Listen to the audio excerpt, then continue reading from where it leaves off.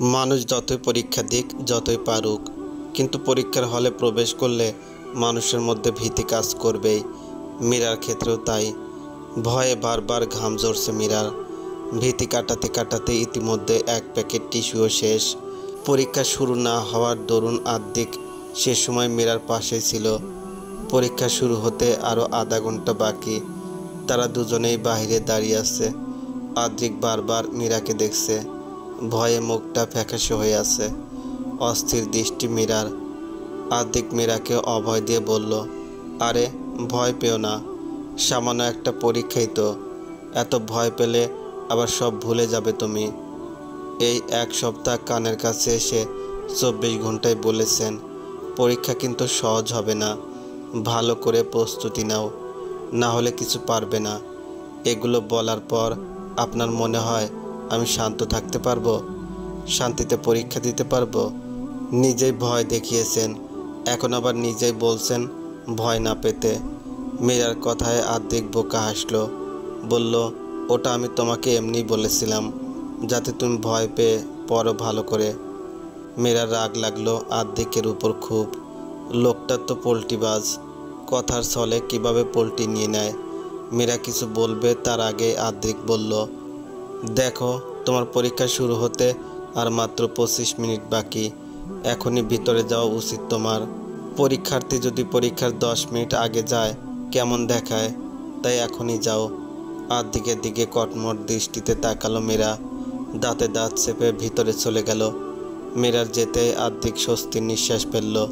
মীরা সবে পরীক্ষার হল থেকে বেরিয়েছে মন মরা ভাব নিয়ে। আদ্রিক তা দেখলো, বুঝলো হয়তোবা। মীরার কাছে যে না বোঝার ভান করে বলল, কেমন দিয়েছো পরীক্ষা? মীরা ছল ছল দৃষ্টিতে তাকালো আদ্রিকের দিকে। তা দেখে আদ্রিক থতমত খেলো। পিট করে বলল, কি হয়েছে? মনে হয় চান্স পাবো না। ভালো হয়নি পরীক্ষা? শুধু শুধু চিন্তা করছো তুমি, চান্স পেতেও পারো। মীরা প্রসঙ্গ ঘুরিয়ে বলল, রেজাল্ট কবে জানি দিবে? এই সপ্তাহের মধ্যেই দিয়ে দিবে। আদ্রিকের সাথে তোমার এত কি মীরা? বেশ অনেক দিন ধরে আমি লক্ষ্য করছি। অরণ্যের রাগী কণ্ঠস্বর মীরাকে হকচকে তুলল। পরক্ষণে অরণ্যের কথার অর্থ বুঝতে পেরে মীরার রাগ হলো খুব। কঠিন কণ্ঠে অরণ্যকে বলল, আমার তোমার সাথে কোনো সম্পর্ক নেই যে তোমাকে আমার কৈফিয়ত দিতে হবে। আর তার চেয়ে বড় কথা, আমাকে প্রশ্ন করার কেউ নও তুমি। অরণ্য মীরার কথায় হাসলো, বলল, কথাটা কিন্তু ছোট মুখে এত বড় কথা প্রবাদটার সাথে মিলে গেল মীরা। এই বাড়ির খেয়ে এই বাড়ির পরে তুমি এই বাড়ির ছেলের সাথে রং ঢং করছো, ডলাডলি করছো। এতে মেয়ে বলে কি বড় লোকের গলায় ঝুলে পড়তে চাইছো? আমি এই বাড়ির খাই, এই বাড়ির পরি, কিন্তু আমি তোমার খাই না, তোমার পরিও না। তো তোমার কোনো অধিকার নেই আমাকে কথা শোনানোর। আর এতিম বলে বড় লোকের গলায় তোমার মতো ঝুলে পড়তে চাওয়ার মন মানসিকতা আমার নেই। নিজেকে আমার সাথে গুলিয়ে ফেলো না। মীরার এহেন জবাবে অরিন থতমত খেলো বেশ। রাগী দৃষ্টিতে তাকালো মীরার দিকে। মীরাকে যেন চোখ দিয়ে গিলে খাবে। অরিন জানে মীরার সাথে সে কথাই কখনো পারবে না, শুধু শুধু জেসে পড়ে অপমান হওয়া ছাড়া। মটমট দৃষ্টি মীরার দিকে তাকিয়ে অরিন যেতে যেতে বলল, আদ্রিকের থেকে দূরে থাকো, নয়তো তোমার এই বাড়ি ছাড়ার ব্যবস্থা করছি আমি। একদম পথে বসে যাবে। মীরার কোনো হেলদোল দেখা গেল না অরিনের কথা শুনেও।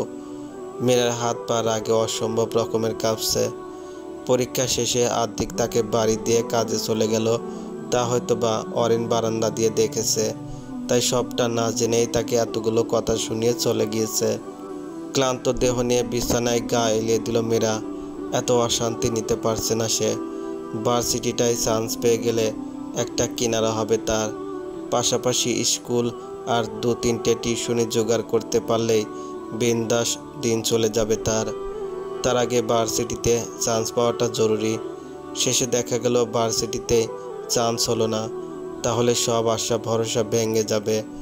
সে স্কুল কিনারাও হারিয়ে ফেলবে। পরপর 3 দিন কেটে গেল। চোখের পলকে যেন রেজাল্টের দিন চলে এলো। সকাল থেকে মীরা ভয়ে উসখুস করছে। দুপুর 12টায় রেজাল্ট প্রকাশিত হবে। এখন বাজে 11:55। আর মাত্র 5 মিনিটের মধ্যে রেজাল্ট প্রকাশিত হবে। হয়তো এর আগেই হয়ে যাবে প্রকাশিত। আদ্রিককে এ নিয়ে বেশ ভাবলেশীন দেখাচ্ছে, অথচ আদ্রিককেই চিন্তিত হওয়া উচিত ছিল। এই নিয়ে মীরা বেশ অবাক হলেও জেসে কোনো প্রশ্ন করল না। 12টা বেজে গেল, এখনও রেজাল্ট দেখতে পারেনি মীরা। না পেরে আদ্রিককে বলল, রেজাল্ট এখন পাবলিশ হয়নি, 12টা তো বেজে গিয়েছে, অপেক্ষা করো, কোনো প্রবলেম হয়েছে হয়তো, ভাবলেশীন হয়ে জবাব দিল আদ্রিক। মীরা অবাক হলেও মুখে কিছু না বলে চিন্তিত ভঙ্গিতে বসে রইল। তা দেখে আদ্রিক বলল, চিন্তা করো না, চান্স হয়ে যাবে। মীরা আর চোখে আদ্রিককে দেখল। তখনই ওয়েবসাইটে রেজাল্ট দেখা গেল। মীরা উৎসুক হয়ে ল্যাপটপের দিকে তাকালো নিজের নামের আশায়। আচমকা নিজের নামটা চোখে পড়ায় উত্তেজিত হয়ে গেল মীরা, লাফিয়ে উঠল আনন্দে। আদ্রিক তা দেখে হাসল। মীরা পরক্ষণেই গম্ভীর স্বরে বলল, মীরা হুমায়ুন, মানে কি এর? তোমার নামের আগে পিছে কোনো সারনেম ছিল না, তাই ভাবলাম হুমায়ুন নামটাই দিয়ে দেই। এর জন্য পুনরায় আমার বার্থ সার্টিফিকেট বানানো লেগেছে কত কষ্টে, জানো তুমি? মীরা আরও কিছু বলবে তার আগে আদ্রিক তাকে থামিয়ে বলল, চান্স পেয়েছো তার খুশি উদযাপন না করে তুমি আমাকে প্রশ্ন করা শুরু করেছো কেন? আদ্রিকের কথায় মীরা হাসল। মন খুলে হাসছে মীরা। আদ্রিক তা দেখে ঠোঁট প্রসারিত করল। দরজার আড়াল থেকে কেউ তা দেখে বিশ্রী পরিকল্পনা তৈরি করল। মা সম মানুষটা যখন ভালোবেসে কাছে ডাকে না, আগের মতো মা বলে আদর করে না, তখন ভীষণ কষ্ট লাগে। মীরার ক্ষেত্রে সেই কষ্টটা একটু বেশি। সারা জীবন না পেল মা বাবার ভালোবাসা, আর না বিয়ের পর পেল দ্বিতীয় মা অর্থাৎ শাশুড়ি ভালোবাসা। কিন্তু এখানে আসার পর ভেবেছিল হয়তো মার অভাবটা পূরণ হবে, কিন্তু তার কপালে যে সুখ সয় না বেশি দিন। একটা মা পেতে না পেতেই হারিয়ে ফেলল মীরা। মার্জে বেগমের অবহেলা সহ্য হচ্ছে না মীরার। তার সাথে কথা না বলা অবধি হয়তো সব ঠিক ছিল, কিন্তু যেদিন মার্জে বেগম হুট করে তার কাছে এসে বললেন, মীরা, প্রথমে দুঃখ দেওয়ার জন্য ক্ষমা চেয়ে নিচ্ছি, আমার মনে হয় এই বাড়িতে তোমার থাকা উচিত না। তুমি অবিবাহিত এক মেয়ে, বাড়িতে আবার অবিবাহিত পুরুষ আছে। অবিবাহিত মেয়ে আর অবিবাহিত পুরুষ এক করতে হলে কি হয় নিশ্চয়ই জানো। তোমাকে আর ব্যাখ্যা দেওয়ার দরকার মনে করছি না। তুমি আমার মেয়ের মতোই, তবে এই বাড়ির মেয়ে নও। আমি নিশ্চয়ই চাবো না বাহিরের মেয়ের জন্য আমার বাড়ির পুরুষেরা পথভ্রষ্ট হোক। মার্জা বেগমের কথায় মীরা হতবাক, নির্বাক হয়ে তাকালো। হতবিহ্বল চাহনি জানান দিচ্ছে সে কতটা অবাক হয়েছে মার্জিয়ার কথায়। সুখ বুঝি এত তাড়াতাড়ি শেষ হয়ে যাবে? মীরা মনে মনে ভেঙে টুকরো টুকরো হয়ে গেল। বুক চিরে একদলা কান্না এলেও নিজেকে সামলালো, নিজেকে শক্ত নির্বিকার রাখলো, যেন এই মুহূর্তে কিছুই হয়নি। শান্ত চোখে বলল, জি বুঝেছি। অনেক দিন ধরে ভাবছিলাম বাড়ি ছেড়ে চলে যাব, পায়ের নিচের মাটি শক্ত না থাকায় তখন যেতে পারিনি। এখন ভার্সিটিতে যাচ্ছি, সহজে বন্ধুদের সাথে মেসে উঠতে পারবো। মার্জা বেগম স্মিত হাসলেন, উজ্জ্বল হাসির রং। তিনি যেতে যেতে বললেন, গোছগাছ করা শুরু করে দিও, তাড়াতাড়ি না গেলে তোমার জায়গা আবার কেউ নিয়ে নিলে সমস্যা। মেহমান হয়ে এসেছো যেহেতু এই বাড়িতে, সেই তো মেহমান হয়ে যাবে তুমি, আপ্যায়নের ত্রুটি রাখবো না। মীরা গম্ভীর মুখে তাকিয়ে রইল। ভার্সিটিতে যাচ্ছে আজ 1 মাস, অবাক করা বিষয়। সেদিনই ভর্তি হলো, সময় এত দ্রুত কেটে গেল যে ইতিমধ্যে 1 মাস চলে গিয়েছে। মীরা জানতো এমন দিনও আসবে যেদিন মার্জে বেগম নিজেই বলবেন তাকে চলে যেতে। এই দিনের জন্য গত 1 মাস ধরে প্রস্তুতি নিচ্ছিল। নিজের ভার্সিটির 2 জন নতুন বান্ধবীকে বলে তাদের সাথে মেসে ওঠার পরিকল্পনা করলো।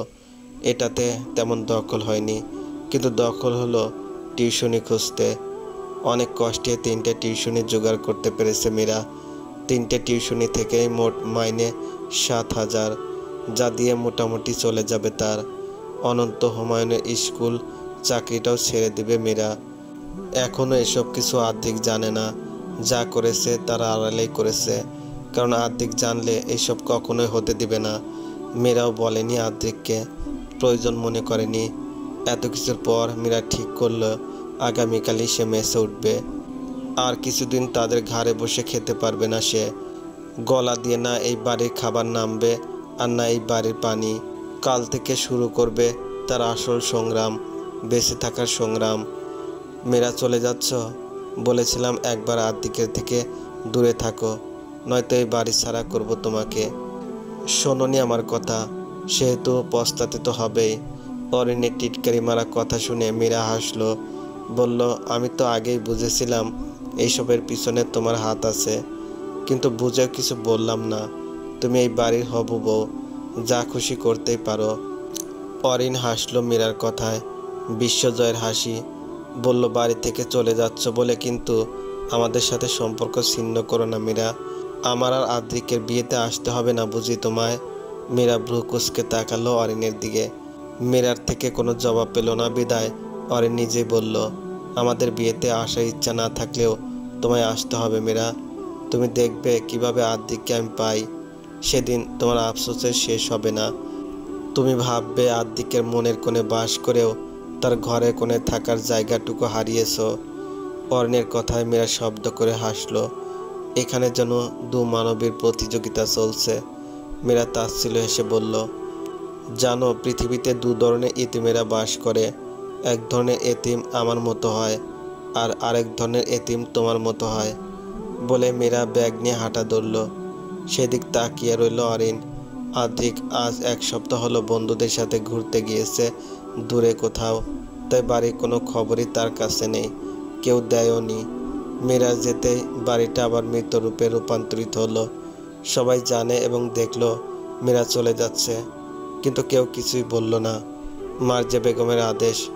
শাইল হুমায়ুনও দেখলেন, কিন্তু প্রতিবাদ করার আগ্রহ পেলেন না। তার মনে হলো মেয়েটা এখানে থাকলে কষ্টই পাবে সবার থেকে। এর চেয়ে বরং বাহিরে দুনিয়া ঘুরুক, রঙিন জীবনটা উপভোগ করুক। ঘড়ি কাটা টিকটিক শব্দ করে রাত্রি 11টায় ছুলো।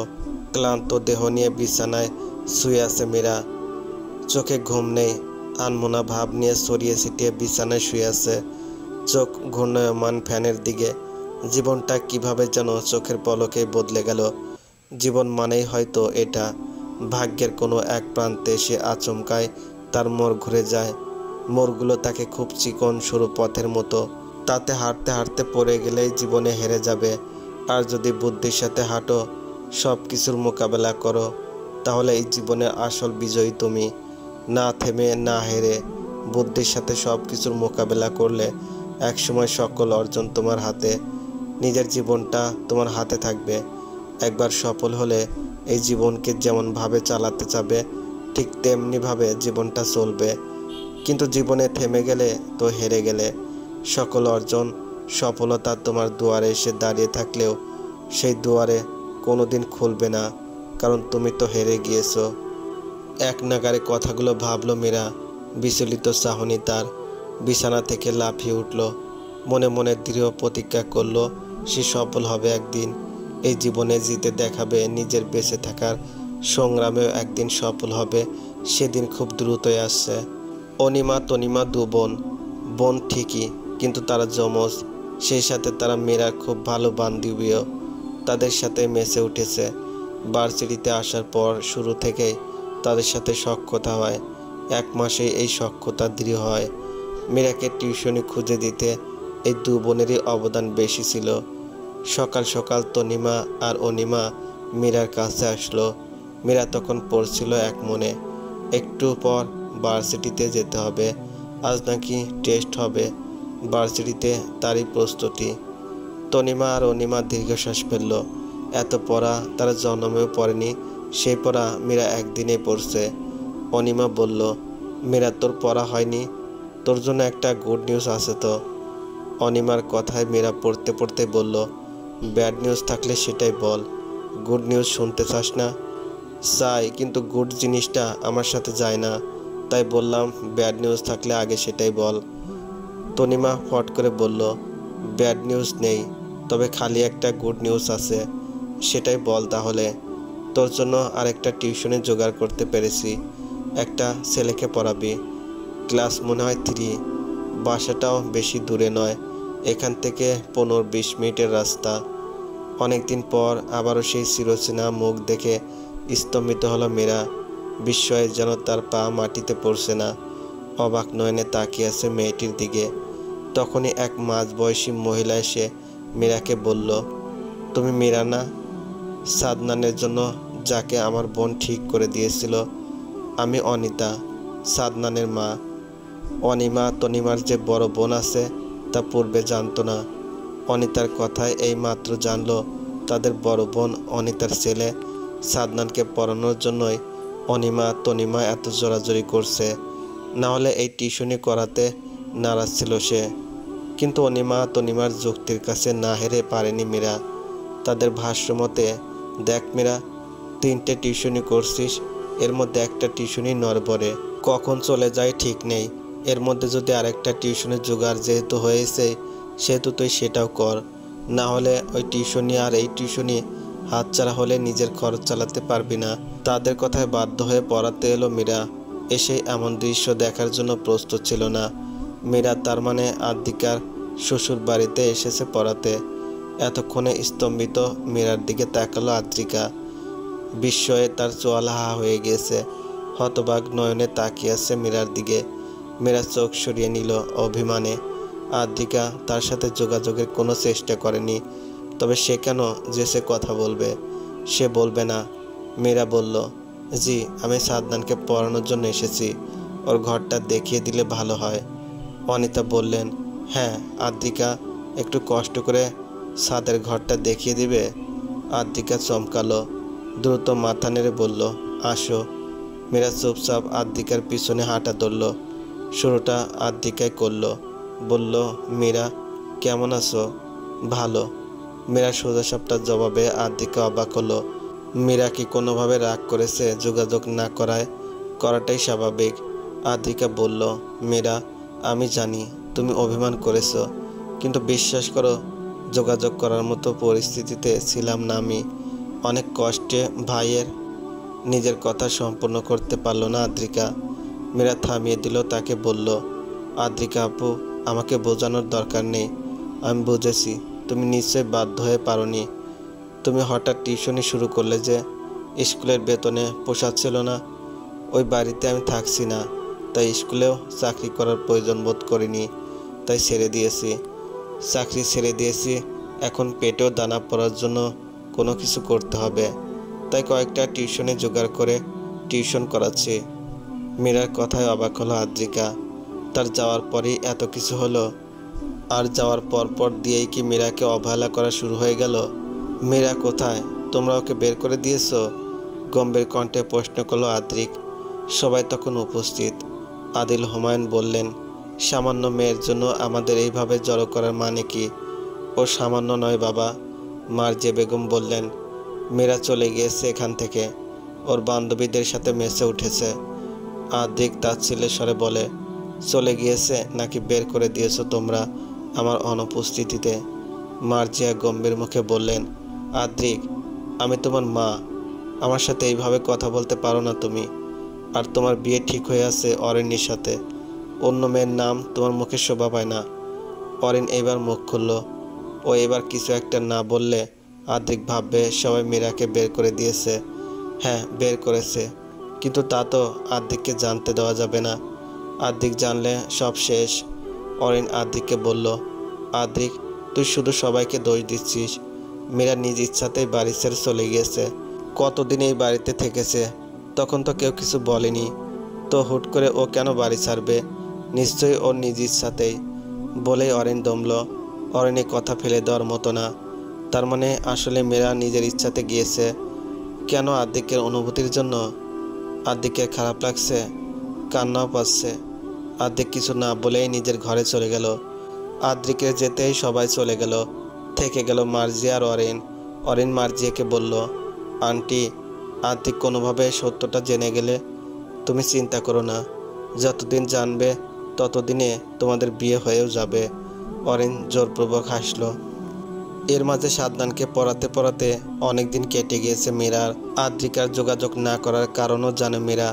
শুরুর দিকে তিশানের পরিবারে কেউ মানেনি দেখে মূলত তিশান আর আদ্রিকাকে সবাইকে মানাতে হয়েছে। মানাতেই তাদের অনেক দিন কেটে গিয়েছে। আদ্রিকা চাইলেও কারোর সাথে যোগাযোগ করতে পারতো না। কার সাথে করবে? সবাই যে এখন পর। মীরা ভার্সিটি শেষ করে সাদনানকে পড়াতে এসেছে আজ। সদর দরজা পেরিয়ে ভিতরে প্রবেশ করতেই মীরার পা দুটো আচানক থমকে গেল। স্থির হয়ে গেল সব কিছু যেন। হৃদস্পন্দনও স্থির হয়ে গেল, কিন্তু চাহনি অস্থির হয়ে রইল। বহুদিন পর আবারও চিরচেনা সেই মুখ দেখে মীরা হতবাক হয়ে গেল। মীরা অনুভব করল শরীরে অসম্ভব রকমের কাঁপুনি। আবছা হয়ে এলো চোখ, অজানা অনুভূতি নড়ে উঠল। এতদিন পরে যে মানুষটার চোখে চোখ রাখতেও যে অস্বস্তি হবে তা ভাবেনি কখনো মীরা।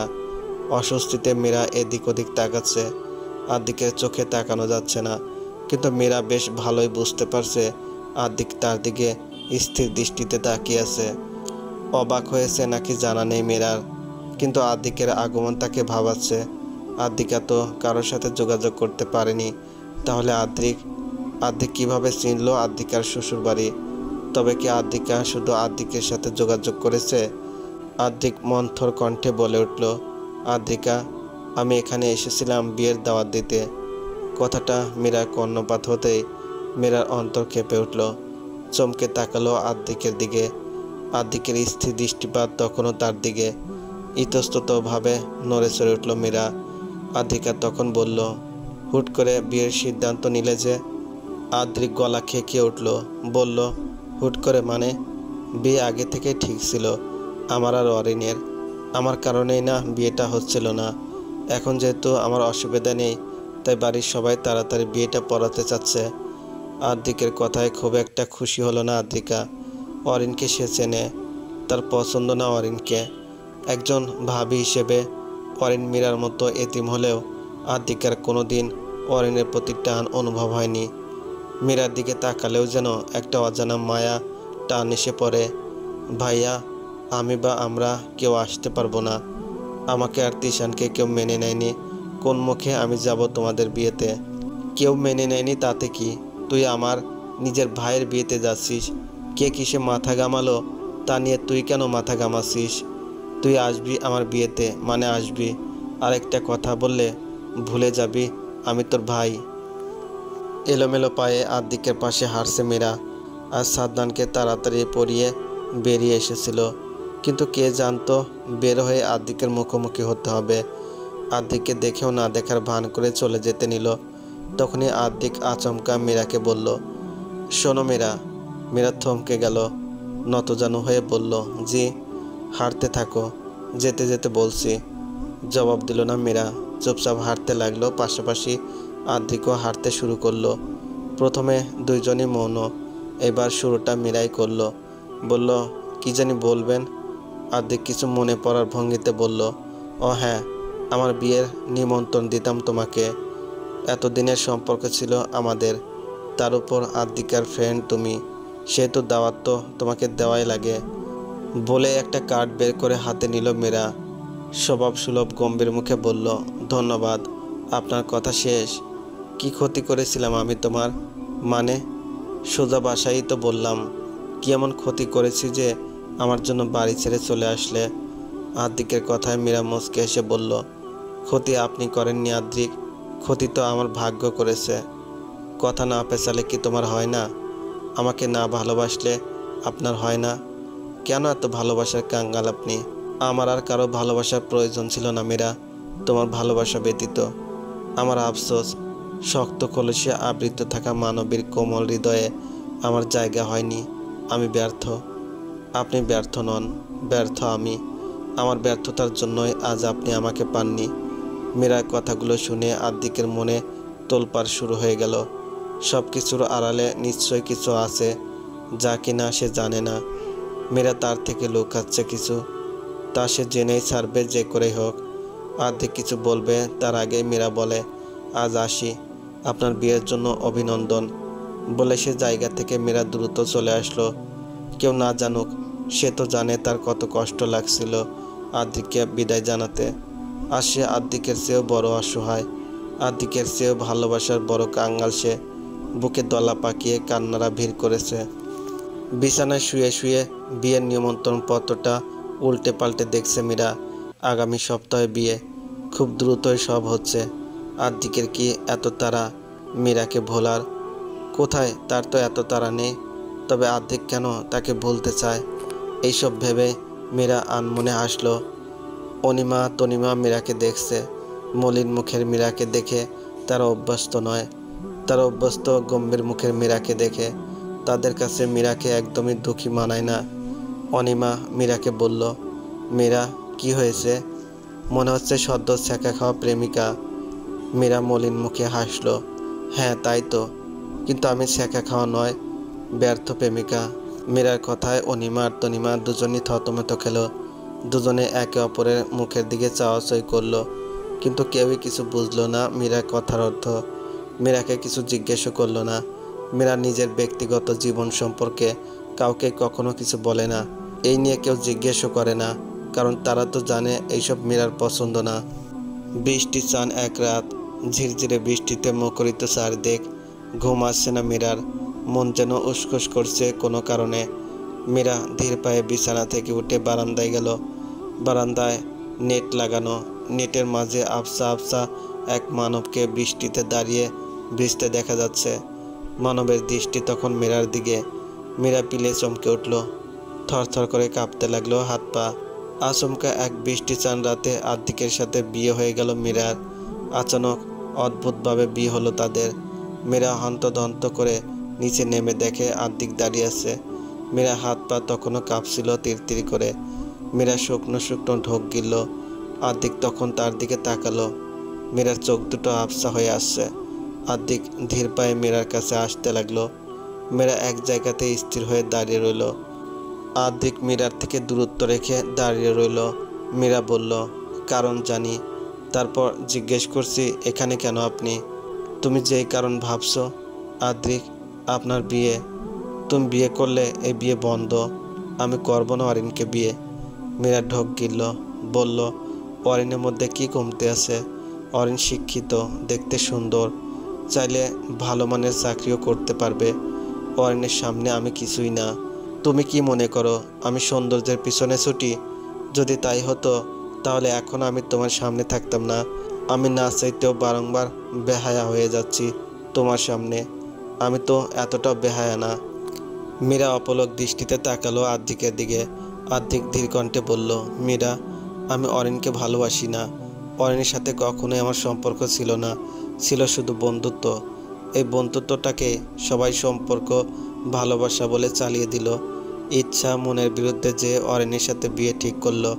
আর যদি আমি অরিনের সাথে কমিটেড হতামই, আমি কখনো আমার মনের এই অনুভূতিটা প্রকাশ্যে আনতাম না। আমি কিন্তু অতটাও খারাপ নই তুমি যতটা ভাবো। মীরা জবাব দিল, স্থির কণ্ঠে বলল, আপনি কি চাচ্ছেন? আমি আপনাকে বিয়ে করি? আপনার পরিবার কি মেনে নেবে? তার চেয়ে বড় কথা, আপনি এই বিয়েটা আমাকে ভোলার জন্যই করছিলেন। ভোলার জন্য এই বিয়েটা করলে আমি আর যাই হোক এখানে দাঁড়িয়ে থাকতাম না। তোমার যাওয়ার পর প্রতিনিয়ত ওখানে আমার প্রেশারে থাকতে হতো। মা আর অরিন বিয়ে নিয়ে পাগল করে দিত। প্রতিবারই না করতাম, কিন্তু একদিন অরিন সুসাইডের ট্রাই করে। ভাবতে পারো, বাধ্য হয়ে হ্যাঁ বলতে হলো, কিন্তু মন থেকে একদমই মানতে পারছিলাম না। আমি তখনও তোমার খোঁজ করছিলাম, পেয়েও গেলাম। কথাগুলো বলে আদ্রিক থামলো। একবার দম নিয়ে আবার বলল, আর আমার পরিবার তোমাকে মেনে নেবে কিনা আমি কেয়ার করি না। আমি তোমার সাথে সংসার করব, এতে আমার পরিবার মেনে নিক আর না নিক, এতে আমার কিছু আসে যায় না। ব্যাস, এইটুকু কথোপকথনে হয়ে গেল তাদের বিয়ে, অতি সাদামাঠাভাবে। পাশের মসজিদের এক হুজুরের কাছে 3 কবুলে বিয়ে হয়ে গেল। মীরা চায়নি বিয়েটা হোক, কিন্তু সুযোগটাও হাতছাড়া করতে চায়নি। এই সুযোগ দিয়েই যে সে নিজের পরিবার খুঁজে পাবে। হুমায়ুন মঞ্জিলে হুলস্থুল কাণ্ড বেঁধে গিয়েছে। অরিন স্তব্ধ হয়ে দাঁড়িয়ে আছে। মীরা সাদামাঠা পোশাকে তাদের সামনে দাঁড়িয়ে আছে। বড়দের মুখ বরাবরই গম্ভীর। মার্জিয়া কি বলবে ভেবে পাচ্ছেন না। আদিলি শুরু করলেন, মীরা না চলে গিয়েছিল, আবার এলো যে। গতবার এসেছিল মেহমান হয়ে, এবার এলো বাড়ির বড় বউ হয়ে। আদ্রিকের ছোট কথাটায় ঝংকার দিয়ে তুলল সারা হুমায়ুন মঞ্জিল। সকলে হতভম্ব হতবিবল হয়ে তাকালো আদ্রিক আর মীরার দিকে। মীরার চোখে হাসিরা খেলা করছে। অরিন এগিয়ে এলো, বলল, আদ্রিক, আমার সাথে তো তোমার বিয়ে হওয়ার কথা ছিল। ছিল, এখন হবে না। অরেন, ট্রাস্ট মি, আমি কোনোদিন তোমাকে সেই নজরে দেখিনি যে নজরে তুমি আমাকে দেখেছো। আমার বন্ধুত্বটাকে তুমি বিশ্রীভাবে সবার সামনে উপস্থাপন করেছো। আমার সাথে তোমার বিয়ে হলেও না তুমি সুখী হতে না, আর না আমি। অরিন তৎক্ষণাৎ কোনো জবাব দিতে পারল না, হতভম্ব চেহারায় তাকালো। অরিন স্বাভাবিক রইল তখনও। অরিনের স্তব্ধতা দেখে মার্জে বেগম এবার রাগ দেখে বললেন, আদ্রিক, আজীবন আদর ভালোবাসা পেয়ে তুমি একদম উচ্ছনে চলে গিয়েছো। এই বিয়েটা কোনো বিয়েই না। শুধু শুধু অরিনের মন ভাঙার জন্য এমন করছো, তাই না? না, আমি এই বিয়েটা সত্যি, আর আমি উচ্ছনে যাইনি। শুধু তোমাদের বাধ্যতা মেনে চলতে পারিনি আমি। আদ্রিকের কথায় আদিল ছুটে গেলেন, বললেন, তোমরা দুই ভাই বোন আমার সম্মান সমাজের সামনে নষ্ট করতে ব্যস্ত। প্রথমে তোমার বোন আমার সম্মান ধুলোয় মিশিয়ে প্রেমিকের সাথে পালিয়েছে, আর এখন তুমি। আমি এই বাড়িতে তোমাকে একদমই সহ্য করতে পারবো না। বের হয়ে যাও। আদিলের কথায় সাহিল এগিয়ে এলেন। তিনি গম্ভীর সুরে বললেন, বাড়ির বড় ছেলেকে এভাবে বের করে দিলে সমাজ তোমাকে সম্মান দিবে? উল্টো থুতু ছিটাবে। আর আদ্রিক যেহেতু মীরাকে বিয়ে করেছেই, তোর উচিত ওদের বিয়েটা সবার সামনে প্রকাশ্যে এনে অনুষ্ঠান করে বিয়ে দেওয়া। কিন্তু ভাই, মেয়েটার পরিবার নেই, এতিমখানায় বড় হয়েছে। এখন মেয়েটার গার্জিয়ান কে হবে? খালি বিয়ে দিলে হয় না, এসবের খোঁজও রাখতে হয়। সাহিল হুমায়ুন বললেন, মীরা যেহেতু এতিমখানায় বড় হয়েছে, তাহলে সেখানকার মানুষেরাই হবে মেয়ে পক্ষ। আমি তোর বড়, আমার যা উপদেশ দেওয়ার দরকার ছিল তা দিয়েছি। এখন এতিমখানার মানুষজন আনার দায়িত্ব তোর। ওদের বিয়ের আয়োজন যতটা সম্ভব দ্রুতই শুরু কর, বাইরের মানুষ জানাজানির আগে। বাড়ির সকলে মত দিয়ে অরিনের পরিবর্তে মীরার সাথে আদ্রিকের অনুষ্ঠান শুরু করে আবারও বিয়ে পড়ানো হবে বলে ঠিক হলো। সে মুহূর্তে আদিলের একটাই কথা, আমার মান সম্মান এই ভাই বোনের একজনও রাখলো না। আফসোস, ওদের মতো কুলাঙ্গার সন্তান জন্ম না দিলেও পারতাম। এরপর আদিল টু শব্দ করেনি। মার্জে তো সেই থেকে মুখও খুলেনি। আদ্রিকের মুখটাও যেন সে পরিদর্শন করতে চায় না। কিন্তু নিজের নারী ছেঁড়া সন্তান তো চাইলেই বাড়ি থেকে বের করে দেওয়া যায় না। তার চেয়েও বড় কথা, বাড়ির ছেলে যদি বাইরে উকি দেয়, তাহলে বাঁচা কুচা মান সম্মানটুকু হারাতে হবে। এই জন্য ছেলে যাকে পছন্দ করে তার সাথে বিয়ে দিলে শান্তি। সেদিন থেকে এখন অবধি অরিন নিস্তব্ধ মনটা খালি উকিঝুঁকি মারতে চায় আদ্রিকের রুমে। অথচ এই আদ্রিক তার না। আদ্রিকের ঘর উকি মেরেও এই এক সপ্তাহে মীরাকে পায়নি সে। সাহিল হুমায়ুনের আদেশ নাকি লোকে জানাজানির আগে মীরা আদ্রিক কিছুতেই একসাথে থাকতে পারবে না। আদ্রিক রাজি হয়ে গেল সাথে সাথে, কিন্তু মীরা তৎক্ষণাৎ কিছু বলতে পারল না। লজ্জা অনুভূত হলো তার, আর চোখে অরিনকে দেখতে ভুলল না। অরিনের ছল দৃষ্টি তখন তার দিকে। দৃষ্টি যেন বলছে, জিতে গেলে তুমি মীরা, এতদিন তো ঠিকই গাইগুই করতে, আদ্রিক কেউ না তোমার, ইত্যাদি। এখন তবে কি হলো? মনোভাব মুহূর্তে বদলে গেল। মীরা জানে সে অপরাধ করেনি, কিন্তু আদ্রিককে বিয়ে করার কোনো স্পষ্ট কারণ নেই। পৃথিবীতে কেউ তোমার আপন না, সবাই স্বার্থ খোঁজে। কথাটা ধরেই মীরা চলেছে। নিজের পরিবার পাওয়ার আশায় স্বার্থপর হয়েছে, তাই বলে কি সে সুখী হবে না? না হলে নেই, সে তো পাপ করেনি কোনো। তাছাড়া আদ্রিক তাকেই ভালোবাসে। মীরা কখনো কোনো মেয়ের ক্ষতির কারণ হতে চায়নি, কিন্তু আজীবন মানুষের কথা ভেবে গেলে মানুষ তাকে নির্বোধ ভাববে। অনেক ভেবেছে, এই এক সপ্তাহ মনকে মানিয়েছে, সব কিছুর জন্য প্রস্তুত করেছে মনকে। হুমায়ুন বাড়িতে নীরব বিয়ে উদযাপিত হচ্ছে। মন মারা হয়ে সবাই প্রস্তুতি নিচ্ছে হলুদের। সন্ধ্যা গড়িয়ে এসেছে। মীরা সাজছে একা একাই। শাড়ি দিতে শুধু সাইদুন খালা এসেছিলেন, এছাড়া সব নিজ হাতে করছে মীরা। সাজতে সাজতে দরজায় শব্দ শুনতে পেল মীরা। ঘাড় কাত করে তাকালো। আদ্রিকাকে দেখে চমকালো, সেই সাথে হাসলো। আদ্রিকা ভিতরে ঢুকে বলে, আমি ভাবতে পারিনি তুমি আমার ভাবি হবে। আমি খুশি খুব তোমাদের জন্য। এখানে যে এসেছো দেখেনি কেউ, সবাই দেখেছে, কেউ প্রশ্ন করেনি। আর মা বাবা নাকি ঘর থেকে বের হচ্ছে না, তাদের নজরে আসার প্রশ্নই আসে না। বসো। না, বসতে আসিনি, সাজাতে এসেছি, ভাইয়া পাঠিয়েছে আমায়। কথাটা শুনে লজ্জা হলো মীরার। লোকটা কিভাবে জানে এখানে সে একা সাজছে, কেউ নেই তার আশেপাশে? সকাল থেকে তো তাকে দেখেইনি মীরা। সে কিভাবে দেখলো? মীরার ভাবনার মাঝে চটপট সাজিয়ে দিল আদ্রিকা। আয়নার সামনে মীরাকে দেখে বলল, সুন্দর লাগছে তোমাকে মীরা, শ্যাম সুন্দর, চলো যাই। কি ফ্যামিলি বাপরে, বিয়ে দিচ্ছিল একজনের সাথে, হলো আরেকজনের সাথে।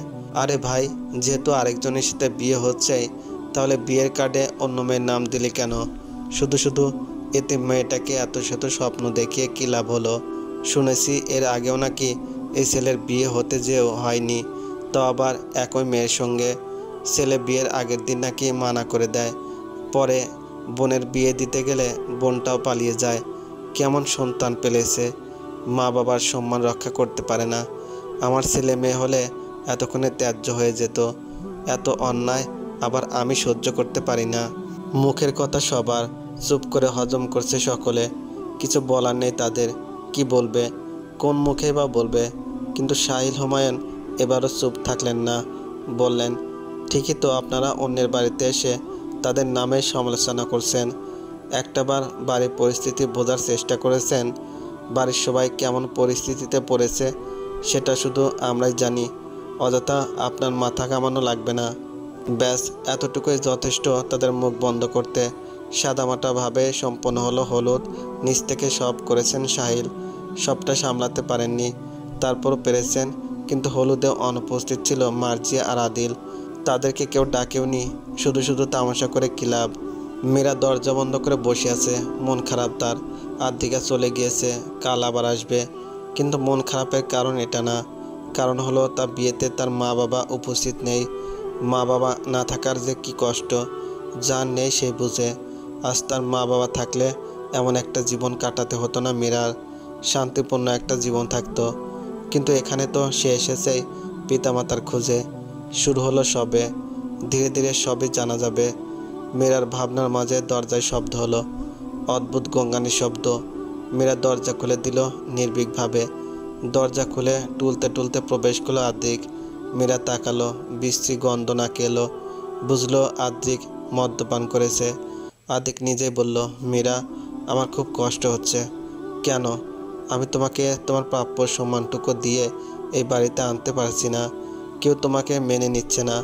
এমন একটা দিনেও আমি খুব দুঃখী। আদ্রিকের অসহায় কণ্ঠ। মীরা আলতো হাসলো, বলল, আপনি আমাকে প্রাপ্য সম্মানটুকু দিলেই হবে, বাকিদের মন না হয় জয় করে নিব। আদ্রিক হাসলো, মীরাকে বাহুতে জড়িয়ে বলল, চমৎকার মেয়ে তুমি, এর জন্য এত ভালোবাসি তোমাকে, কেবল তুমিই বাসো না। মনমরা কণ্ঠস্বর আদ্রিকের। মীরা শব্দবিহীন হাসলো, ফিসফিস করে বলল, হয়তোবা বাসি। আফসোস কথাটা আদ্রিকের কান অব্দি পৌঁছালো না। তার আগেই টুলতে টুলতে ঘর থেকে বের হয়ে গেল।